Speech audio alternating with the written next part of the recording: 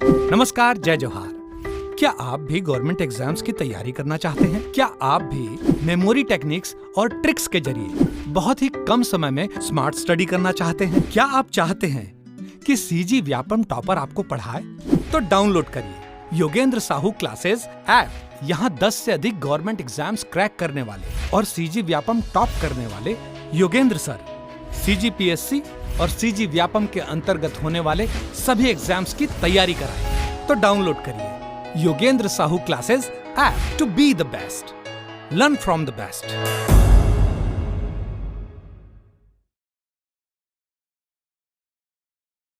कोई भी सपना साकार करने के लिए सबसे जरूरी है सही कोच का होना। चुनिए Yogendra Sahu classes first rank को और करे अपने सीजी व्यापम सीजीपीएससी का सपना साकार। Download the app now. नमस्कार दोस्तों, स्वागत है आपका योगेंद्र साहू ऑनलाइन क्लासेस में। पिछले क्लास में हमने मध्यकालीन इतिहास के बारे में कुछ ओवरव्यू देखे, उनके कौन कौन से राजवंश के बारे में पढ़ना है उसको देखा, और हमने शुरू किया था कलचुरी वंश के बारे में। ठीक है, कलचुरी राजवंश के बारे में मैंने कल आपको ओवरव्यू दे दिया था, कैसे उसका उत्कर्ष हुआ, कैसे वो छत्तीसगढ़ में एंट्री लिए, कैसे उनका अन्य यहाँ के स्थानीय राजवंशों के साथ किस किस शासकों का जो था युद्ध चला था, उसके बारे में देखा। और आपने प्राचीन इतिहास का अगर लेक्चर देखा होगा तो वहाँ भी आपको पता चल गया होगा, नहीं देखा तो एक बार जरूर देखिएगा। ठीक, तो आज हम इनके शासकों के बारे में पढ़ेंगे। शासकों का क्रम पहले याद करना बहुत ही जरूरी है, क्योंकि बहुत ही महत्वपूर्ण ये राजवंश है। और शासकों का क्रम याद रखने से 3 चीज़ें आपको प्रॉफिट होता है। पहला कि लाइन से कोई भी चीज़ याद करने में आपको आसानी आ जाती है। शासक के क्रम अगर लाइन से याद है तो उनके बारे में पॉइंट्स भी आपको लाइन से याद हो जाएंगे। ठीक है, दूसरा चीज़ वही है कि लाइन से इनके बारे में अंतर में पॉइंट आपको याद, अगर आपको किसी एक राजा के बारे में मिसिंग लग रही कौन सा है, तो ये जो कोड याद रहेगा आपको, लाइन से शासक याद रहेंगे तो याद आ जाएंगे। अच्छा, ये 2 राजाओं के बीच में ये था तो पक्का ये कार्य इसका है करके, तो दूसरा प्रॉफिट तो वो हो जाता है। याद रहने में अगर भूल रहे तो भी आपको आसानी से वो रिलेट करने में आसानी पड़ता है। ठीक है, और तीसरा ये कि शासक के नाम आजकल पूछे जाते हैं। शासकों का क्रम जमाने से देगा, शासन का क्रम के आधार पर जमाइए। ठीक, तो वहाँ से आप रिलेट कर पाएंगे कि हाँ, इस शासन का कालक्रम इतना था, इतना था, क्या ये लाइन से आए हैं तो पक्का है कि इनका वर्ष क्रमांक भी लाइन से ही रहा होगा, उस आधार पर जमा दें। क्योंकि कभी कभी क्वेश्चंस में ये ऐसा पूछा जाता है, एक तरफ सूची दे देगा शासकों का नाम, एक तरफ उनके शासन वर्ष दे देंगे। अगर आपको याद नहीं है लेकिन केवल शासकों का क्रम याद है तो वहाँ से आप आसानी से मैच कर सकते हैं। ठीक है, तो इस वजह से शासकों का क्रम याद करना बहुत ही जरूरी है। तो हम देखेंगे कलचुरी वंश के शासक, प्रमुख राजवंश। ठीक है, प्रमुख शासक कौन कौन से थे इनके बारे में देखेंगे। प्रमुख शासक क्यों, जब मैंने इतिहास पढ़ाना शुरू किया था तो आपको बताया था कि शासक तो बहुत होते हैं, लेकिन जिनका साक्ष्य प्राप्त होता है, जिनके बारे में बहुत ही इफेक्टिव यहाँ से इफेक्ट रहा हो उनका छत्तीसगढ़ में, उनके बारे में पढ़ना ज़्यादा जरूरी रहता है। तो प्रमुख शासक ही देखने को मिलेंगे आपको अधिकतर हर जगह। ठीक, तो प्रमुख शासक कौन कौन थे, तो ये थे आपके कलिंग राज, कमल राज, रत्नदेव प्रथम, पृथ्वीदेव प्रथम, जाचाल्यदेव प्रथम, फिर रत्नदेव द्वितीय, पृथ्वीदेव द्वितीय, जाचाल्यदेव द्वितीय, जगतदेव, फिर रत्नदेव तृतीय, प्रताप मल्ल, भारेंद्र शाह, कल्याण शाह, लक्ष्मण शाह। फिर आगे देखेंगे तो आप तख्त सिंह आता है, बकलतर सरम करके चलता है, तो तख्त सिंह, राज सिंह, सरदार सिंह, रघुनाथ सिंह और मोहन सिंह। इस क्रम में अगर आप याद करेंगे तो आपको याद होगा? बिल्कुल नहीं होगा। इनके लिए मैंने एक ट्रिक बनाया हुआ है, आप उस ट्रिक के माध्यम से इसे आसानी से याद कर सकते हैं। ये ट्रिक क्या है, तो बकल तरा सरम। क्या है ये ट्रिक? बकल तरा सरम। क्या ट्रिक बताया मैंने? बकल तरा सरम। अभी बकल तरा सरम में माफ कीजिएगा, बकल तरा में KKR, PJJR, PJJRP और बकल तरा सरम, ये पूरा एक कोड है। ये ऊपर KKR, PJJRP से भी तुरंत आपका पूरा कोड बनता है। ठीक है, तो हमने क्या किया, जो शासक हैं उनके नाम के पहले वर्ड्स को लेते गए और एक ट्रिक का निर्माण किया। इस ट्रिक को बोलते हैं निमोनिक्स ग्रिड, निमोनिक्स ट्रिक्स। इन ट्रिक के माध्यम से आप आसानी से किसी भी चीज़ों को याद कर सकते हैं। तो उस माध्यम से आज हम इनके शासकों का क्रम याद रखते हैं।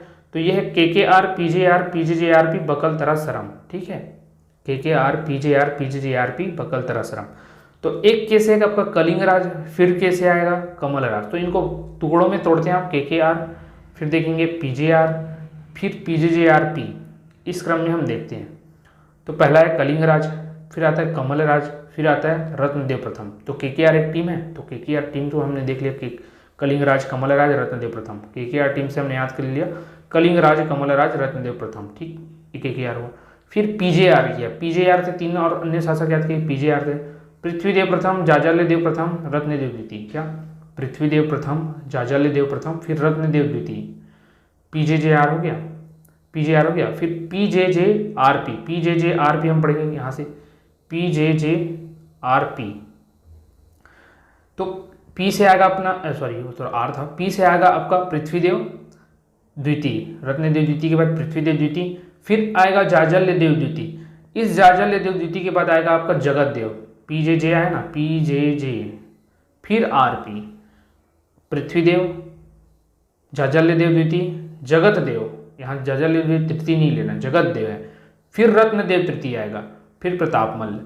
तो ये एक चीज यहाँ पर ये भी आपको याद रखना कि इस ट्रिक में केवल जो रत्नदेव है उनका नाम 3 बार आएगा, रत्नदेव प्रथम, द्वितीय और आगे आपका रत्नदेव तृतीय। इसके अलावा अन्य जो शासक हैं वो केवल 2-2 बार ही नाम आएंगे, जैसे जाजल्यदेव हो गया और पृथ्वीदेव हो गया। अगर उनके अलावा और जे और पी आते हैं तो आपको कंफ्यूज नहीं होना कि रत्नदेव 3 बार आया तो जाजल्यदेव भी 3 बार आएगा, पृथ्वीदेव भी 3 बार आएगा, ऐसा नहीं है, केवल रत्नदेव भी 3 बार आएगा, ठीक है। तो केकेआर से याद किया कलिंगराज, कमलराज, रत्नदेव, फिर पीजेआर से याद किया पृथ्वीदेव प्रथम, जाजल्यदेव प्रथम, फिर रत्नदेव द्वितीय, फिर पीजेजेआरपी से याद किया पृथ्वीदेव द्वितीय, जाजल्यदेव द्वितीय, यहाँ तक हो गया, फिर जगतदेव आ जाता है, फिर रत्नदेव तृतीय, ठीक है, फिर अन्य रहता है पी आखिरी वाला प्रतापमल। तो ये था आपके इंग्लिश वाले कोड का केकेआर, पीजेआर, पीजेजेआरपी। फिर इसके आगे देखेंगे क्या, बहारेंद्र शाह, बकल तरसरम, बकल तरसरम जो लिखा था उसका ब से बहारेंद्र शाह, क से कल्याण शाह, ल से लक्ष्मण शाह, बकल, त से तख्त सिंह, र से राज सिंह, बकल तरा हुआ है, बहारेंद्र शाह, कल्याण शाह, लक्ष्मण शाह, तख्त सिंह, राज सिंह, बकल तरा। फिर सरम, सरम में आपका सरदार सिंह, र से रघुनाथ सिंह और म से मोहन सिंह, सरदार सिंह, रघुनाथ सिंह, म से मोहन सिंह, मोहनाथ, ठीक है। तो ये था आपका शासकों का नाम, केकेआर, पीजेआर, पीजेजेआरपी, बकल तरसरम। आप एक बार पॉज ले लेके इन सबको एक बार याद कर लीजिएगा, आपको आसानी से याद हो जाएगा, ठीक है। तो इस तरीके से निमोनिक्स कोड्स के माध्यम से, रिलेटिव टेक्निक्स के माध्यम से अगर आप सभी चीज़ों को याद करना चाहते हैं तो आप हमारी योगेंद्र साहू ऑनलाइन क्लासेस से जुड़िए, और हमारा ऐप है योगेंद्र साहू क्लासेस, उसे ज़रूर इंस्टॉल कीजिए। और आप हमारे कोर्स से भी जुड़ सकते हैं। हमसे कांटेक्ट करने के लिए आप 8770123687 इस नंबर पर आप हमें कांटेक्ट करके हमारे कोर्स के बारे में और भी जानकारी प्राप्त कर सकते हैं, ठीक। खैर आगे देखते हैं। तो ये था शासकों का क्रम, मैंने बता दिया आपको। अब आगे हम शासकों के बारे में पढ़ते हैं, आप उसको पॉज लेके जरूर याद कर लीजिएगा। जब तक आपको शासकों का क्रम याद नहीं होगा तो समझिए उनके अंदर जो मुख्य पॉइंट्स हैं उनको आपको याद करने में परेशानी चाहिए। तो ज़रूरी है कि पहले शासकों का क्रम आप पॉज करके याद कर लीजिएगा, फिर इनको आगे बढ़ाकर देखिएगा, ठीक है। तो संस्थापक के बारे में हमने देखा था, केकेआर में पहला के कलिंगराज, कलिंगराज देखा था। इस कलिंगराज के बारे में जानते हैं कि इसने 1000 ईस्वी में यहाँ छत्तीसगढ़ में कलचुरी वंश की स्थापना की, इसलिए कलचुरी वंश के संस्थापक के रूप में देखा जाता है। कहाँ? छत्तीसगढ़ में ना, ये छत्तीसगढ़ की बात की जाए, छत्तीसगढ़ में कलचुरी वंश का संस्थापक कलिंगराज, ठीक। फिर इन्होंने राजधानी भी बनाई अपना, कौन सा? तुम्बाड़ क्षेत्र को बनाया, तुम्बाड़ को बनाया अपनी राजधानी, जो कि कलचुरियों की प्रारंभिक राजधानी थी। कहाँ? छत्तीसगढ़ में, ठीक है। लिखा भी गया है कलिंगराज छत्तीसगढ़ में कलचुरियों के प्रथम शासक थे, ठीक। इनसे पहले जितने भी शासक थे वो क्या करते थे, इस क्षेत्र को जीतते थे और छोड़ देते थे, केवल जीतते थे और छोड़ देते थे, ठीक है। लेकिन कलिंगराज ने यहाँ जीता भी और यहाँ शासन भी किया। फिर राजधानी देख लेते तुम्बाड़। फिर इनके पिता त्रिपुरी के शासक कोक्कलदेव द्वितीय के 18 पुत्रों में से एक था, कौन? कलिंगराज, ठीक। इनके बारे में जानकारी कहाँ कहाँ से प्राप्त होती? तो अमोदा ताम्रपत्र से, अमोदा ताम्रपत्र जो कि पृथ्वीदेव प्रथम का रहता है, अमोदा ताम्रपत्र जो कि पृथ्वीदेव प्रथम का रहता है। तो इसने अपने परदादा के बारे में बताया, परदादा कैसे? कलिंगराज, फिर कमलराज, फिर रत्नदेव, फिर पृथ्वीदेव ना, तो परदादा हुआ, तो उसके बारे में बताया। अधिकतर आप देखेंगे कि किसी भी शासक का अगर ताम्रपत्र या शिलालेख प्राप्त होता है तो उससे ऊपर आने वाले शासकों की जानकारी वहाँ से प्राप्त हो जाती है, अमूमन ये देखा गया है, ठीक है। तो आप याद रखेंगे। अमोदा ताम्रपत्र से पृथ्वीदेव का ताम्रपत्र रहता है। ये ताम्रपत्र हम पढ़ रहे हैं किसमें? कलिंगराज में। तो यहाँ पे गलती से अमोदा ताम्रपत्र को कलिंगराज में नहीं मारेंगे, क्यों? क्योंकि ये जानकारी के स्रोत के रूप में हम पढ़ रहे थे अमोदा ताम्रपत्र को। इसके रूप में, जानकारी के स्रोत के रूप में, कि कलिंगराज के बारे में हमें जानकारी कहाँ से प्राप्त होती है, तो वो कहाँ से प्राप्त थी? अमोदा ताम्रपत्र से। फिर रतनपुर शिलालेख से भी प्राप्त होती है, जो कि उसके आगे का शासक जाज्जल्यदेव प्रथम का है। इस शिलालेख में उल्लेखित है वह शत्रुओं की स्त्रियों के आंखों से बहते हुए जल से पुष्ट हुआ प्रताप का वृक्ष था। कौन? कलिंगराज। कलिंगराज शत्रुओं की स्त्रियों के आंख से बहते हुए जल से पुष्ट हुआ प्रताप का वृक्ष था, ऐसा कलिंगराज के राज के बारे में उल्लेख है। ठीक है, तो याद रखेंगे। कहाँ कहाँ से जानकारी प्राप्त हुई? आमोदा ताम्रपत्र और रतनपुर ताम्रपत्र से। तो आम कहाँ? पृथ्वी पर उगता है, तो आम पृथ्वी पर उगता है, तो पृथ्वीदेव का ताम्रपत्र था आमोदा। फिर रतनपुर जाज्जल्यदेव, रतनपुर जाज्जल्यदेव का वहाँ से प्राप्त हुआ। रतनपुर शिलालेख जो कि जाज्जल्यदेव प्रथम का है, वहाँ से भी जानकारी प्राप्त थी। ये नॉर्मल याद करना। ठीक, निर्माण कार्य क्या किया इसने? तो महिषासुर मर्दिनी मंदिर का निर्माण कराया। कहाँ? चैतुरगढ़ में। चैतुरगढ़ में महिषासुर मर्दिनी मंदिर का निर्माण कराया था। महिषासुर मर्दिनी मंदिर का निर्माण कराया था किस? कहाँ? चैतुरगढ़ में। ठीक है, तो ये आपको याद रखना है। फिर अल बरूनी ने अपनी किताब तहकीक हिंद में इनका उल्लेख किया है। किनका उल्लेख किया है? तो कलिंगराज का उल्लेख किया अल बरूनी ने। अल बरूनी ये आपकी इंडियन हिस्ट्री में जब आप मध्यकालीन इतिहास पढ़ेंगे तो वहाँ देखेंगे इसके बारे में। अल बरूनी, फिरदौसी, ये सब आते हैं। तो अल बरूनी ने अपनी किताब तहकीक हिंद में, जिसे भारतीय दर्शन का आईना, ऐसा कुछ अन्य नाम भी कहा जाता है इसको, मध्यकालीन इतिहास के समय से भारत का आईना इस नाम से भी शायद जाना जाता था। ठीक है, एक बार मैं और देख लूँगा तो बता दूंगा। तो तहकीक हिंद को उस नाम से जाना जाता था। ठीक, अल बरूनी ने इसमें कलिंगराज का उल्लेख किया है। तो इसके बारे में हमने कहाँ कहाँ जानकारी प्राप्त हो गई? तो एक तो इसके जो वंशज रहेंगे आगे, पृथ्वीदेव प्रथम जिसके आमोदा ताम्रपत्र है, फिर जाज्जल्यदेव प्रथम जिसका रतनपुर शिलालेख है, वहाँ से जानकारी प्राप्त हो गई। फिर अल बरूनी की किताब है तहकीक हिंद, बहुत ही फेमस, जिसमें इसका वर्णन मिलता है। ठीक है, तो यहाँ से इसके बारे में जानकारी प्राप्त हो गई। अब इसने निर्माण कार्य का कराया तो हमने देख लिया था। कलिंगराज ने महिषासुर मर्दिनी मंदिर का निर्माण करा था। क्या? महिषासुर मर्दिनी मंदिर का। कहाँ? चैतुरगढ़ में। चैतुरगढ़ कोरबा में पड़ता है आपका। ठीक है, फिर पुत्र, तो पुत्र कौन था? कलिंगराज की मृत्यु के बाद इनका पुत्र रहता है कमलराज। कलिंग के बाद कमलराज, जो कि 1020 में गद्दी पर आसीन होता है। 1020 में, तो 1000 से 1020 तक इसका शासन चलता है। तो जिस प्रकार मैंने कलिंग के सोमवंश के बारे में बताया था, शासकों का शासनकाल याद करने के लिए आपका 40, 35, 20, 20, 15, 12, 18, 25 ऐसे करके, उसी प्रकार इनके भी शासकों के क्रम आपको याद कराता हूँ। क्यों? क्योंकि शासकों का मैंने बताया कितने से कितने वर्ष तक कौन शासन किए, ये तो आपको अंतिम वर्ष और प्रारंभिक वर्ष याद है, कहाँ से शासन शुरू और कहाँ अंत हो रहा है। तो उसके बीच इतने की गैप लेकर आप शासकों का क्रम याद कर लेते हैं। क्यों? क्योंकि उसके लिए पहले आपको शासकों का लाइन से क्रम याद रहना जरूरी है। जैसे कि मैंने पहले बताया, उस mnemonic tricks KKR, PJR, PJJRP, बकल तरसरम के माध्यम से आप सारे शासकों का नाम याद करना आपकी पहली प्राथमिकता है। उसके बाद शासन का नंबरिंग बता दे रहा हूँ मैं, शासनकाल कब से कब तक है, तो कितने साल का गैप है ना, उसको बता दे रहा हूँ। तो वहाँ से आप रिलेट कर पाएंगे कि पहला शासक 20 साल, दूसरा 25, फिर तीसरा 20, फिर चौथा 25, ऐसे करके। तो 20-25, 20-25 ऐसे करके आप याद रख लेंगे। ठीक, तो उसी को बताते चलता हूँ।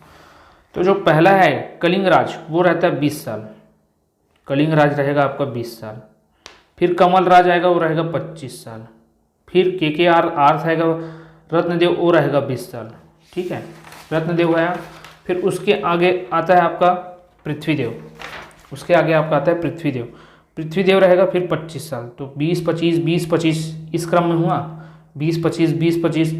फिर PJR का जो जाज्जल्यदेव है वो रहेगा आपका 30 साल। PJR जो पढ़े पृथ्वीदेव प्रथम 20-25 आ गया, फिर J आया ना आपका जाज्जल्यदेव प्रथम, उसका J आपका 30 साल रहा। फिर उसके बाद फिर R आएगा, वो रहेगा आपका 15 साल। PJR के रत्नदेव जी 15 साल। फिर वापस जो P आएगा वो रहेगा 30 साल। पहले वाले में क्या क्या पढ़े? 20, 25, 20। फिर 20, 30, 15, 20, 30, 15, 30 है, 20, 30, 15। फिर आगे PJJRP में देखेंगे तो 30 साल। ठीक है, 30 साल के आगे देखेंगे वो रहेगा आपका 30 साल के आगे कालक्रम हम देखेंगे तो वो है आपका केवल 4 साल देखने को मिलेगा। फिर 10 साल देखने को मिलेगा। तो 30, 4, 10। तो आप 30 तक लाइन से याद कर सकते हैं। 20, 25, 20, 25, फिर 30 15 30, 20 25 20 25 30 15 30, ठीक है, ये शासन क्रम होगा। फिर उसके बाद 4 10 20, क्या 4 10 20, फिर क्या याद रखना 4 10 20, 4 10 20, क्या 4 10 20, ये 3 याद रख सकते हैं, 4 10 20। फिर उसके बाद 24 आएगा आपका, 4 10 20 फिर 24। यहाँ तक शासकों का क्रम लाइन से मिलता है, उसके आगे आपका फिर नहीं मिलता है, उसके आगे का मैं आगे बता दूंगा, ठीक है। उसके आगे एक अंधकार युग करके आ जाएगा, अंधकार युग के आगे आपके शासकों का क्रम नहीं मिल पाता है। फिर आगे फिर बाहरी दिशा से कंटिन्यू होता है, तो वहाँ से कंटिन्यू होगा तब वहाँ के शासकों का लाइन से देख लेंगे। अभी मैंने क्या क्या बताया, जो PJJRP वाला है उसमें मैंने आपको बता दिया क्या 20 25 20 25, फिर 30 15 30, क्या 30 15 30, ठीक है, क्या 30 15 30, फिर 4 10 20 24, 4 10 20 24, 4 10 20 24। तो यहाँ तक हमने देख लिया, ठीक है। तो ये जो इंग्लिश वाले निमोनिक्स कोड है वहाँ तक हमने देख लिया, तो ये आपको याद रखना है, एक जगह लिख लीजिएगा आप। तो ये था शासकों का क्रम और उनके शासनकाल को मैंने बता दिया। फिर आगे हम कलिंग राज को देख लिए, कलिंग राज के आगे हम देखते हैं कमल राज। कमल राज के बारे में ज़्यादा कुछ खास है नहीं, 25 साल इसने शासन किया, तो 1020 1045 ट्रिक याद कर लेना, 20 25 20 25 30 15 30 4 10 20 24 करके, ठीक है। फिर इनके समकालीन का शासक थे एक गांगेयदेव करके, गंगदेव करके नाम मिलता है, कहीं पर गांगेयदेव मिलता है, कहीं पर गंगदेव मिलता है, जो कि त्रिपुरी कल्चुरी के समय थे, त्रिपुरी कल्चुरी में इनका शासन चलता था, ठीक है। फिर अपने शासनकाल में इन्होंने गांगदेव को उड़ीसा आक्रमण के समय सैन्य सहायता पहुंचाई थी। जो उड़ीसा में जब आक्रमण किया गया था गांगदेव के द्वारा, ये जो कमल राज कलिंग राज है ये भी इनका भी तो वो कहाँ से हुआ है, ओरिजिन कहाँ से है, तो वो तो त्रिपुरी की ही कल्चुरी थी ना, त्रिपुरी की कल्चुरी आके छत्तीसगढ़ में बस है। अभी इनका भी तो कोई ना कोई एक बेटा आया, 18 बेटा में से एक बेटा कलिंग राज, वो छत्तीसगढ़ में शासन किया। अब कोई दूसरा तो कल्चुरी में कर रहा हो, त्रिपुरी में कर रहा हो कल्चुरी शासन, वहाँ के जो आगे के जो वंशज थे उन शासकों में गंगदेव आता है और ये उड़ीसा अभियान के लिए जाता है। तो उस उड़ीसा अभियान के दौरान कमल राज उसकी सहायता करता है, उस उड़ीसा अभियान के दौरान कमल राज उसकी सहायता करता है, ठीक है। अब वहाँ से लौटते समय जब युद्ध के होता है तो वहाँ इसको एक योद्धा मिलता है, कौन, साहिल्य नामक एक वीर पुरुष रहता है, जिसकी ये योग्यता से उसके युद्ध कौशल से बहुत ही प्रभावित होता है, कौन, कमल राज, और अपने साथ उसको लेकर आ जाता है, उसको अपने साथ लेकर आ जाता है, किसको, साहिल्य नामक वीर को। तो यही लिखा गया, उत्कल से लौटते समय कमल राज के साथ साहिल्य नामक एक वीर पुरुष कौशल आया था। उसने और उसके वंशजों ने अपने स्वामी के लिए छत्तीसगढ़ के अनेक राज्य जीत लिए थे। अब जैसा आपने बाहुबली देखा होगा तो उसमें कटप्पा रहता है, वो सत्ता में जो है जो सिंहासन है उसके लिए समर्पित रहता है, उसके लिए हर युद्ध लड़ने के लिए रहता है ना समर्पित। उसी प्रकार से समझना कि जो साहिल्य है वो कमल राज के लिए, कमल राज के वंशजों के लिए समर्पित रहते हैं। तो जो इसके अन्य जो साहिल्य जो है वो तो कमल राज को सहायता देगा, कौन, साहिल्य जो है वो कमल राज को तो सहायता देगा, फिर कमल राज के जो वंशज आएंगे और जो साहिल के अन्य वंशज आएंगे वो भी इनके सहायता देते चलेंगे। वही इसीलिए मैंने आपको कटप्पा का उदाहरण दिया था, ठीक है। तो उसी प्रकार ये जो है अन्य क्षेत्रों को जीतने में सहायता देते हैं। अब कमल राज के बारे में जानकारी कहाँ से मिलती है, तो आमोदा ताम्रपत्र के अनुसार कमल राज ने उत्कल के राजा को पराजित कर उससे प्राप्त संपत्ति गंगदेव को सौंप दी थी। अब क्या है, गंगदेव की सहायता ही तो प्रदान करने गया था कमल राज। कमल राज का उद्देश्य ये नहीं था कि वो उत्कल पर चढ़ाई करे, वो तो गांगदेव को सहायता देने के लिए गया था। तो जो संपत्ति है, जो भी क्षेत्र प्राप्त होगा वो उसने क्या किया, गांगदेव को ही लौटा दिया, लेकिन साहिल्य को अपने साथ रख लेता है, ठीक है, ये याद रखना है। तो कमल राज के बारे में बोल सकते हैं कि आमोदा ताम्रपत्र से उसकी जानकारी प्राप्त हुई, और जो आमोदा ताम्रपत्र है किसका है, पृथ्वीदेव का है, ठीक है। तो कलिंग राज और कमल राज के दोनों के बारे में वहाँ से जानकारी इसके बारे में मिलती है। तो अभी के वीडियो में इतने रखते हैं। ये निमोनिक्स ट्रिक्स और ये जो वर्ष थे 20 25 20 25 30 15 30 4 10 20 24 ये सब आपको याद रख लेना है, और उसी बताने में थोड़ा समय लग गया। तो अगर कोई भी प्रकार का डाउट होता है आपको तो आप हमें कमेंट करके ज़रूर बताइएगा। नेक्स्ट वीडियोस में हम आगे के शासकों का क्रम देखेंगे। अभी के लिए इतना ही, धन्यवाद।